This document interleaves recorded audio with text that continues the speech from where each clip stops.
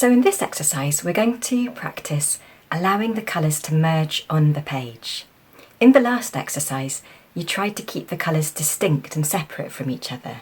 In this exercise, we actually want them to merge, but not so much that they become one new colour.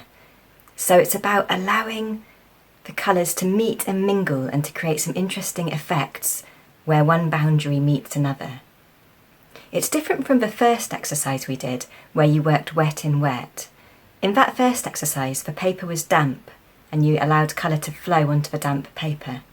In this exercise, we keep the paper dry, but we encourage the colours to connect and meet, which creates some really beautiful, luminous and surprising results. See you in a minute.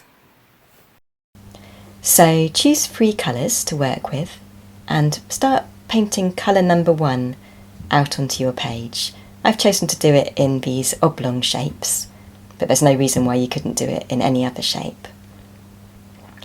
So I've put my green oblongs down on the page and I'm just going to give them a little time to dry. So they're not going to be there sitting around long enough to dry completely before I introduce my next colour, but they're just going to have, you know, a few seconds to maybe 30 seconds. Again, depends on the climate you live in. You want the paint to be wet enough so that when the next colour is introduced beside it, the 2 sides will run together a little bit and merge a little bit without completely running together and becoming one new mixed colour. So it takes a bit of practice, it takes a bit of trial and error, a bit of experimentation.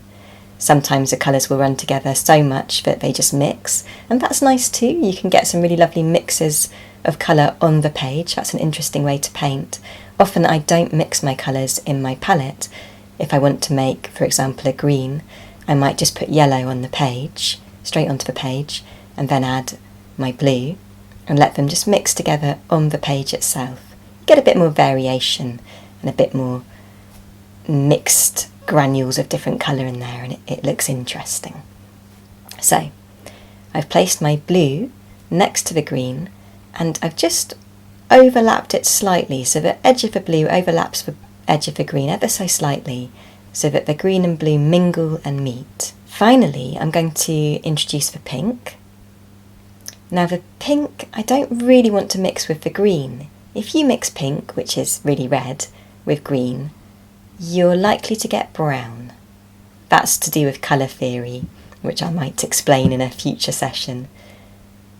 Green and blue look good together, they make a greeny blue. Red and blue, quite nice, tend to go a kind of purpley colour. So I don't mind if my red, it's a pinky red, isn't it? I don't mind if my pinky red mixes with the blue, that'll look quite nice. I don't want it so much to mix with the green.